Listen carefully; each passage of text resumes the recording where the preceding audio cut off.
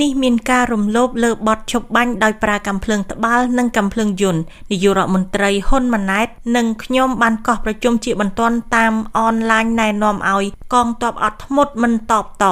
ក្រោយស្ងាត់កាំភ្លើងភាគីទាំងសងខាងចោទគ្នាទៅវិញទៅមកថាបានរំលោភលើបទឈប់បាញ់ភាគីទាំងសងខាងសុទ្ធតែបានប្តឹងទៅក្រុមអ្នកសង្កេតការណ៍ IOT ជាពិសេសកម្ពុជាបានសុំយ៉ាងទទូចដើម្បីឲ្យក្រុម IOT ចុះទៅពិនិត្យផ្ទាល់ដើម្បីធានាសុចរិតភាពតម្លាភាពអព្យាក្រឹតភាពនិងភាពជឿទុកចិត្តបានខ្ញុំសូមជូនយោបល់ទៅថ្នាក់ដឹកនាំកងទ័ពម៉ាឡេស៊ីដែលជាប្រធាននិងជាសមាជិកមកពីបណ្ដាប្រទេសអាស៊ាននៃក្រុម IOT ធ្វើនៅកិច្ចការពីរ 1. ធ្វើកោសល្យវិច័យគ្រាប់ព្រោះប្រទេសទាំងពីរមានប្រើគ្រាប់ខុសគ្នា 2. ជាចំណុចសំខាន់គឺចុះពិនិត្យដល់ទីតាំងគ្រាប់ផ្លោងគេនឹងអាចដឹងបានថាគ្រាប់ចេញពីទិសដៅណាបាញ់ពីកម្ពុជាទៅថៃឬបាញ់ពីថៃមកកម្ពុជា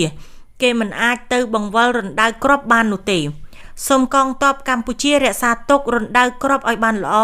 និងជួយបង្កលក្ខណៈឲ្យអ្នកសង្កេតការណ៍ IOT បានធ្វើកោសល្យវិច័យគ្រាប់និងពិនិត្យរណ្ដៅគ្រាប់ឲ្យបានត្រឹមត្រូវនិងច្បាស់លាស់ខ្ញុំសង្ឃឹមថាភាគីថៃនឹងបង្ហាញនៅកាយវិការដូចគ្នាមាសសុទ្ធមិនខ្លាចភ្លើងការបដិសេធណាមួយចំពោះការត្រួតពិនិត្យដោយអ្នកសង្កេតការណ៍ IOT មានន័យថាខ្លួនជាអ្នកបាញ់រាប់ទាំងកម្ពុជានិងថៃ